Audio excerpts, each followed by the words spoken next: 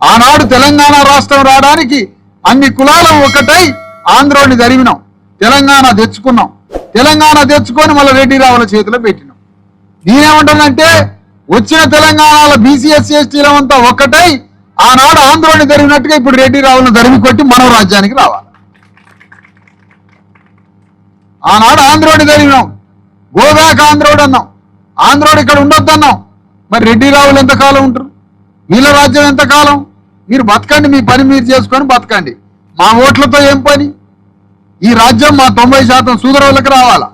ఈ రాజ్యం మాకు రావాల్సిన రాజ్యం మీరెవరు మింగడానికి? మన లెక్కలు లేని కులగణన లెక్కలలో వెలమోళ్ళు 100కి సగం కూడా లేడట, ఒక్కరు కూడా లేడట. 100కు ఒక్కరు లేడు, రెడ్లు 100కి 4 లేరు.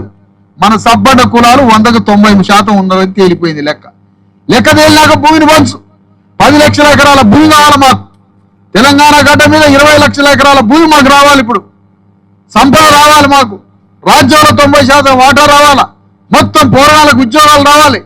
కానీ రాజ్యం, సంపద, భూమి, డబ్బులు మొత్తం ఒక్క 2-3 కులాల చేతిలో ఉండటం నేరం కాదా అని అడుగుతున్నాం. ఇది ఎంతవరకు న్యాయం అని అడుగుతున్నాం. అందుకనే ఈ తెలంగాణ గడ్డ మీద మన రాజ్యం రావడానికి, మన హక్కుల కోసం ఇవాళ పార్లమెంటులో బీసీల బిల్లు ఆగిపోయింది. మనకు 42% రిజర్వేషన్లు రావాలా, పార్లమెంట్ అమలు చేయాలి. మనకు 33% మహిళల కోటా వచ్చింది. మన మహిళలు సబ్బడ్డ కులాలు అసెంబ్లీలో పోవాలా. మళ్ళా రెడ్డి రావుల మహిళలే అసెంబ్లీలకు పార్లమెంట్లకు పోతారట. ఆ చట్టంలో ఉపకోటా కావాలా. ఎస్సీ ఎస్టీలకి జనాభా నిష్పత్తి ప్రకారం మనకి రిజర్వేషన్లు పెంచాలా.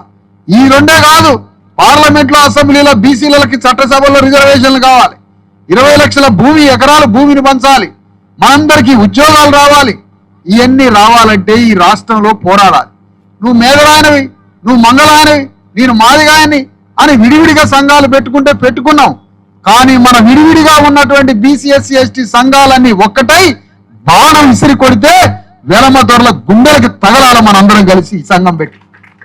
అందుకని ఇవాళ గ్రామంలో నాది మేదర సంఘం, నాది కుమ్మర సంఘం, నాది కాపు సంఘం, నాది వడ్డెల సంఘం, ఎరకల సంఘం, గొల్ల సంఘం అనుకున్నాం, మంచిదే. కానీ అది నీ కులానికి ఉపయోగపడే సంఘం. కానీ ఊరు మొత్తాన్ని రాజ్యాన్ని ఏలాలంటే, తెలంగాణ గడ్డ మొత్తాన్ని ఏలాలంటే బీసీ ఎస్సీ ఎస్టీలంతా ఒక్కటై ఒక సంఘం పెట్టాలి. బీసీ ఎస్సీ ఎస్టీలు 90% అంతా ఒక్కటై సంఘం పెట్టి రెడ్డి రావుల రాజ్యం యొక్క అంతు చూసి మన బీసీ ఎస్సీ ఎస్టీల మీద రాజ్యాన్ని ఏలడానికి పార్టీలకు సంబంధం లేదు, కుల సంఘాలకు సంబంధం లేదు. కానీ బీసీ ఎస్సీ ఎస్టీలు ఏ పార్టీలన్నా ఉండండి, మనం అంతా ఒక్కటై మన ధర్మాన్ని పాటించాలి. ఏమిటా ధర్మం? తెలంగాణ గడ్డ మీద మనం రాజ్యానికి రావాలి. అందుకోసం బీసీ ఎస్సీ ఎస్టీల ఒక్కటం కావడానికి బీసీ ఎస్సీ ఎస్టీ జేఏసీ అని పెట్టినాం.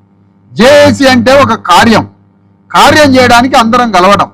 అందుకని గ్రామంలో తెలంగాణ గడ్డ మీద బీసీ ఎస్సీ ఎస్టీ జేఏసీని స్థాపించడానికి మొన్న హైదరాబాద్లో 1000 మంది కార్యకర్తల మధ్య కులాలకి మతాలకి సంబంధం లేకుండా అగ్రకుల రాజ్యాన్ని దింపడానికి అణగారిన వర్గాలంతా ఒక్కటై ఒక బీసీ ఎస్సీ ఎస్టీ జేఏసీ అవసరం. ఆనాడు ఆంధ్రాన్ని ఎల్లగొట్టి తెలంగాణ రాష్ట్రాన్ని ఎట్ట సాధించినమో రాష్ట్రంలో రెడ్డి రావులను ఎల్లగొట్టి మన బీసీ ఎస్సీ ఎస్టీల రాజ్యం రావడానికి తెలంగాణ గడ్డ మీద బీసీ ఎస్సీ ఎస్టీ జేఏసీని ప్రారంభించినాం. అందులో కులానికి ఒక్కరు, కులానికి ఇద్దరు, అన్ని కులాలు గ్రామంలో ఒక్కటై బీసీ ఎస్సీ ఎస్టీ జేఏసీలో ఈ సంఘంలో చేరాలి. ఈ సంఘాన్ని స్థాపించడానికే గిమ్మా గ్రామం వచ్చినాం.